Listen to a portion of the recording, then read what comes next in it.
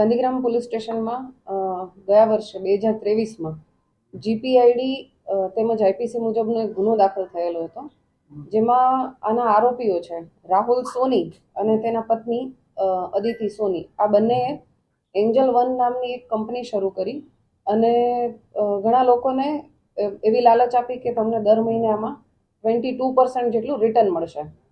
તો આના વાતમાં આવી અને ઘણા બધા લોકોએ એમાં પૈસાનું રોકાણ કર્યું અને 5-6 મહિના પછી આ જે કંપનીના જે માલિકો છે રાહુલ સોની અને અદિતિ સોની એ જગ્યા છોડી અને જતા રહેલા હતા.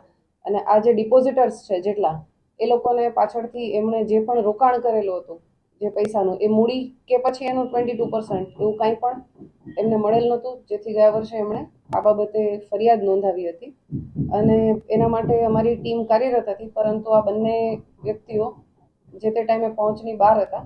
પરંતુ તાજેતરમાં જ અમારી ગાંધીગ્રામ પોલીસ સ્ટેશનની ટીમ તેમજ ડીસીબીની ટીમ બંને દ્વારા મળી અને આ જે આરોપીઓ છે એને ટ્રેક કરી અને એમને પકડી પાડવામાં આવેલા છે.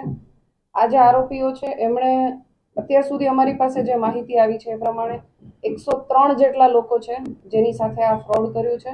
એની ટોટલ અમાઉન્ટ 3 કરોડ જેટલી થાય છે. આટલું ફ્રોડ કરેલું છે. હજી પણ અમે મીડિયાના માધ્યમથી તમામને જાણ કરવા માંગીએ છીએ કે જે આ એન્જલ વન જે કંપની આ લોકોએ બનાવી હતી રાહુલ સોની અને અદિતિ સોનીએ, આના જે પણ ભોગ બનનાર હોય હાલ એની તપાસ અમારી પાસે ચાલુ છે. તો જે પણ ભોગ બનનાર છે એ ગાંધીગ્રામ પોલીસ સ્ટેશનનો સંપર્ક કરે અને પોતાની વિગતો આપે, જેથી અમે આની વિગતવાર તપાસ કરી શકીએ. આ બંને આરોપીઓ છે એ હાલ અમારી કસ્ટડીમાં છે. એમને અટક કરી અને એમના રિમાન્ડ માંગવામાં આવેલા હતા અને નામદાર કોર્ટ દ્વારા એમના 8 દિવસના રિમાન્ડ પણ મંજૂર કરવામાં આવેલા છે. અને વિગતવારની તપાસ હવે જે આરોપીઓ છે એમની પૂછપરછ સાથે વિગતવારની તપાસ ચાલુ છે. આરોપીઓ જે છે બંને એને કર્ણાટક ખાતેથી પકડવામાં આવેલા છે. એ બાબતે અમારી તપાસ ચાલુ છે. પ્રાથમિક રીતે જોતા એવો કોઈ ગુનાહિત ઇતિહાસ જણાયેલ નથી, માત્ર એક ગુનો જણાયેલ છે. પણ છતાં પણ અન્ય જે સ્ટેટ છે એમાંથી એની વિગતો મેળવવાની કાર્યવાહી ચાલુ છે. કોઈ પણ વ્યક્તિ એના સંપર્કમાં આવેલ હોય એમને કહેતા હતા કે ભાઈ અમે તમને 22% જેટલો આમાં ઇન્ટરેસ્ટ આપશું મંથલી, અને એ જે ઇન્ટરેસ્ટ છે એ દર 15 દિવસે આપી દેતા હતા. જેમ કે કોઈ વ્યક્તિએ 1 લાખ જેટલું રોકાણ કર્યું હોય તો 15 દિવસ થાય એટલે એને 11,000 રૂપિયા આપી દે.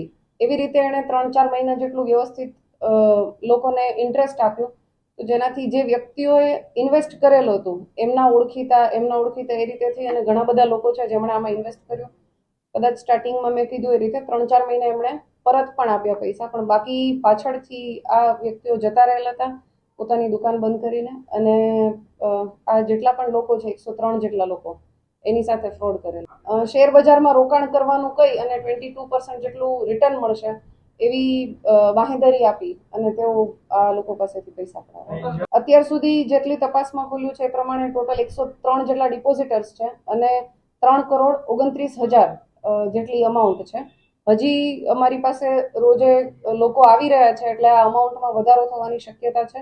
ડિપોઝિટર્સ જે ભોગ બનનાર છે એમાં પણ ઘણો વધારો થાય એવી અમે એક્સપેક્ટ કરીએ છીએ. તો જે પણ લોકો છે આના ભોગ બનનાર છે એ અમારો સંપર્ક ગાંધીગ્રામ પોલીસ સ્ટેશન ખાતે કરી શકે. ના, એમના દ્વારા કોઈ ફરિયાદ નથી મળેલી. અમને ભોગ બનનાર જે લોકો છે એમના તરફથી ફરિયાદ મળેલી છે. પ્રાથમિક રીતે 53 લોકોએ મળી અને આ ફરિયાદ કરેલી હતી. પછી જેમ જેમ તપાસ આગળ વધી એમાં તપાસમાં ખુલ્લી એમાં 103 લોકો સામે આવ્યા છે અને હજી પણ ઘણા લોકો પોલીસ સ્ટેશનનો સંપર્ક. હાલની દ્રષ્ટિએ એવું કોઈ ધ્યાનમાં આવેલું નથી, છતાં પણ આની તપાસ હજી ચાલુ છે. આરોપીઓની પૂછપરછ ચાલુ છે. 8 દિવસના રિમાન્ડ મેળવેલા છે. રિમાન્ડના અંતે ખ્યાલ આવશે કે આની સાથે કોઈ અન્ય વ્યક્તિ જોડાયેલ છે કે કેમ.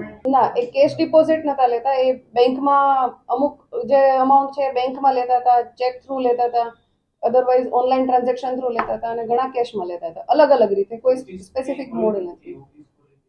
એમણે આજ પોલીસ સ્ટેશન વિસ્તારમાં જ વેસ્ટગેટ કરીને કોમ્પ્લેક્સ છે એમાં એમણે ઓફિસ ખોલેલી હતી. એ લોકો જે કરતા હતા એ બાબતેની તપાસ હવે આરોપીઓની પૂછપરછ થઈ રહી છે. તો એ બાબતે આરોપીઓ તરફથી માહિતી મળશે કે એ લોકો ક્યાંય રોકતા હતા કે કેમ અને કઈ રીતે આ લોકોને જે 3-4 મહિને એમણે રિટર્ન આપ્યું છે તો કઈ રીતે રિટર્ન આપેલું છે એ બાબતે એમની તપાસ ચાલુ છે.